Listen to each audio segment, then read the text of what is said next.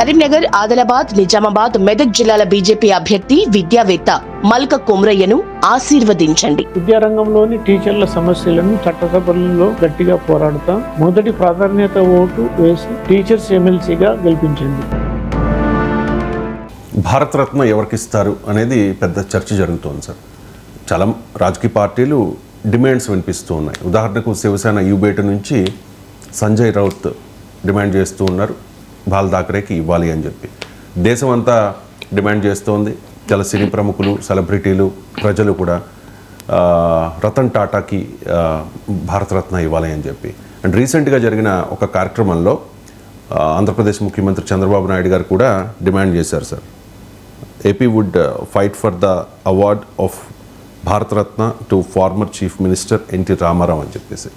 So ఈ భారతరత్న ఎవరికి దక్కే అవకాశం ఉందంటే స్పెక్యులేషన్ కాదు, బట్ అంటే భారత్ని ఎవరికి దక్కుతుంది అంటే బీజేపీకి రాజకీయంగా ఎవరికి ఇస్తే ఉపయోగమో వాళ్ళకి దక్కుతుంది.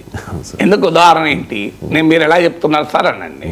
లాస్ట్ టైం భారత్ని ఎవరికి ఇచ్చారు, మీరు ఎవరికి ఇచ్చా లెక్క తీయండి. కర్పూరి ఠాకూర్కి ఇచ్చారు. కర్పూరి ఠాకూర్కి ఇవ్వడం కరెక్టే, డెఫినెట్గా కరెక్ట్. ఎందుకంటే ఆయన సామాజిక న్యాయానికి ప్రతీక.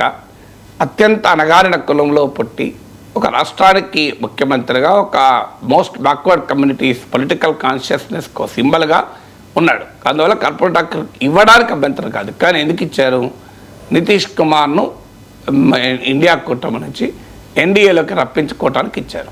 అదే అభ్యంతరం. కర్పూరి ఠాకూర్ ఇవ్వడం అభ్యంతరం కాదు. తర్వాత ఇంకెవరికి ఇచ్చారు, చరణ్ సింగ్కి ఇచ్చారు. చరణ్ సింగ్ రైతు ఉద్యమ నేత, కేంద్ర భారత మాజీ ప్రధానమంత్రి, హోంమంత్రిగా పనిచేశాడు, అగ్రికల్చర్ మినిస్టర్గా పనిచేశాడు, ఒక సీనియర్ రాజకీయవేత్త, రైతు నాయకుడు. చరణ్ సింగ్కి ఇవ్వడానికి అభ్యంతరం ఏం లేదు. కానీ ఏం జరిగింది, చరణ్ సింగ్కి ఇవ్వడం ఎందుకు ఇచ్చారు, ఇండియన్ అజిత్ సింగ్ అంటే చరణ్ సింగ్ కుమారుడు నాయకత్వం, ఇప్పుడు ఆయన మనమడు జయంత్ సింగ్ నాయకత్వంలో ఉన్న రాష్ట్రీయ లోక్దల్ ఇండియా కూటమిలో భాగస్వామి. రైతు ఉద్యమాల వల్ల ప్రభుత్వానికి జాట్ ఫార్మర్స్లో భారతీయ జనతా పార్టీ పట్ల వ్యతిరేకత ఉంది. ఆ వ్యతిరేకతను బయటపడటానికి ఆర్ఎల్డీని ఎన్డీఏ వైపు అట్రాక్ట్ చేయడానికి చరణ్ సింగ్కి ఇచ్చారు. ఇది నిజం కాదా? ఇక మూడో వ్యక్తి పివి నరసింహరావు. పివి నరసింహరావుకి ఎందుకు ఇచ్చారు? పివి నరసింహరావుకి ఇవ్వడానికి కారణం కాంగ్రెస్ పార్టీ అధినాయకత్వం సోనియా గాంధీకి పివికి మధ్య ఉన్న విభేదాల వల్ల కాంగ్రెస్ పార్టీ ఆయన పట్ల చూపాల్సిన గౌరవం చూపలేదన్న విమర్శలు ఉన్నాయి కనుక, తెలంగాణలో పార్టీకి ఉపయోగంగా ఉంటుంది కనుక మీరు పివి నరసింహరావుకి ఇచ్చారు. అవునా కాదా? ఇలా మీరు ఇచ్చింది ఎవరికి అని లెక్క తీస్తే ఈ అందరికీ ఇచ్చే ఎల్కే అద్వానీకి ఇవ్వకపోతే మోడీ కావాలనే అద్వానీజీని పక్కన పెట్టారు అన్న విమర్శ వస్తుంది. ఎందుకంటే అందరికీ తెలుసు మోడీ అద్వానీని మార్గదర్శక మండలికి మోడీ ఎలా పంపించాడు.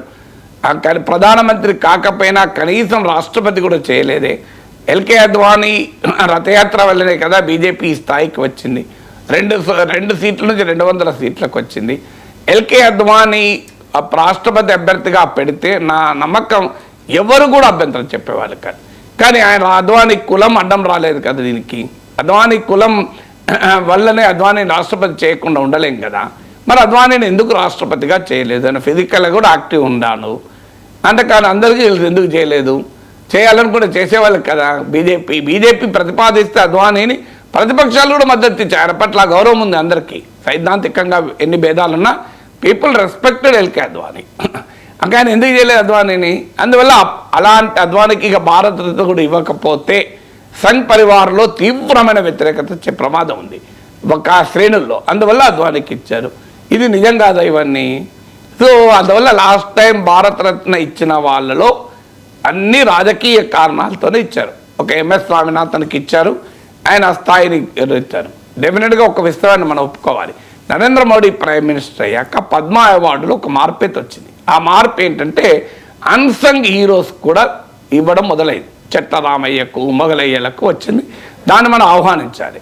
కానీ అదే సమయంలో పొలిటికల్ బ్యాక్గ్రౌండ్ లేకుండా అవార్డులు ఇవ్వడం లేదు, అది కూడా నిజం. అందువల్ల భారతరత్న దానికి ఉదాహరణ. సో ఈ గత ఏడాది భారతరత్నలో ఉన్న రాజకీయ డైమెన్షన్ను మనం అర్థం చేసుకున్నాక ఇప్పుడు ఎలా ఉంటుంది భారతరత్న, ఎవరికి ఇవ్వచ్చు అనే క్వశ్చన్ వస్తుంది. ఎవరికి ఇవ్వచ్చు అన్నప్పుడు ఇప్పుడు మీరు ఆల్రెడీ కొన్ని పేర్లు చెప్పారు ఎవరికి ఇవ్వటానికి అవకాశం ఉంది అని.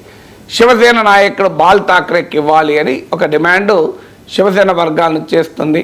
బీజేపీకి అక్కడ ఉద్ధవ్ ఠాక్రేని ఫినిష్ చేసి ఏక్నాథ్ షిండే నాయకత్వంలోని శివసేన నిలబెట్టడానికి హిందుత్వ ఐకాన్ కూడా అయిన బాలాసాహెబ్ ఠాక్రే ఒక అవకాశం.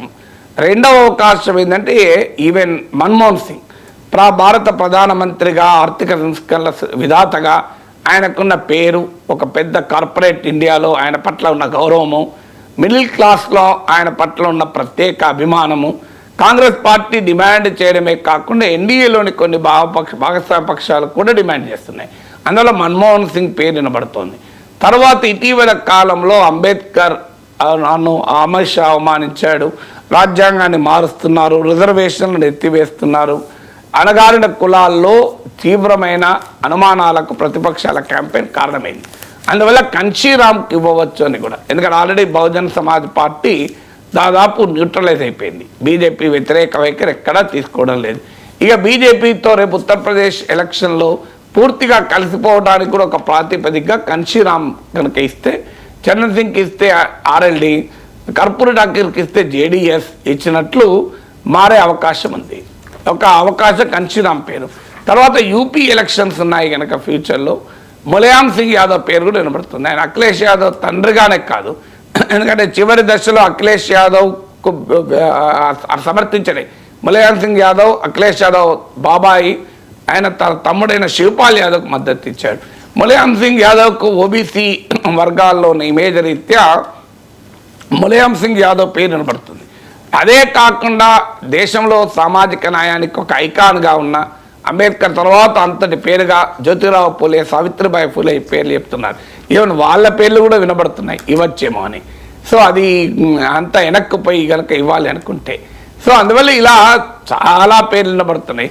మీరు అన్నట్టు తెలుగుదేశం చాలా కాలంగా డిమాండ్ చేస్తుంది ఎన్టీ రామారావుకు భారతరత్న ఇవ్వాలని. కానీ వీళ్ళు ఎంత పట్టుబడతారో తెలియదు. ఒకళ్ళు నిజంగానే చంద్రబాబు నాయుడు పట్టుబట్టుంటే వాజ్పేయి టైంలో వచ్చేది కదా. ఎందుకంటే 5 ఏళ్ళు వాజ్పేయి ప్రభుత్వం తెలుగుదేశం మద్దతు పైన ఆధారపడి ఆ ప్రభుత్వం ఉన్నప్పుడు ఎందుకు రాదు. కానీ చంద్రబాబు నాయుడుకు ఇబ్బంది ఉంది. ఎన్టీ రామారావుకు భారతరత్న అవార్డు ఎవరు తీసుకోవాలనే సమస్య వస్తుంది. లక్ష్మీపార్వతే తీసుకోవాలి అనివార్యంగా, ఆమె చట్టబద్ధంగా సతీమణి. అందువల్ల దాన్ని టీడీపీ వర్గాలు అంగీకరించలేవు, అదొక ఇబ్బంది ఉంది. సో ఆ ఇబ్బంది లేకపోతే ఇప్పటికి ఎన్టీ రామారావుకు వాజ్పేయి టైంలోనే వచ్చేది నా నమ్మకం. ఇప్పుడు వాజ్పేయికి ఎన్టీ రామారావు భారతరత్న తీస్తే చంద్రబాబు నాయుడుకి వ్యతిరేకత ఎందుకు ఉంటుంది? ఆయనకి ఏ మేరకైనా ఉపయోగమే కదా. అందువల్ల కానీ ఎందుకు ఒత్తిడి చేస్తలేరనే దానికి రీజన్ అది ఆ ఫ్యామిలీ నుంచి వచ్చేటువంటి ఇష్యూ, అది పార్టీ ఇష్యూ కాదు అది.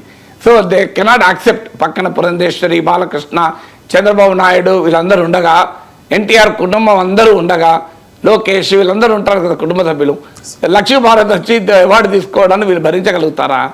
సో అందువల్ల ఆ ఛాలెంజెస్ ఉన్నాయి. సో అందువల్ల ఇందులో పొలిటికల్ ఓవర్టోన్ చాలా ఉన్నాయి.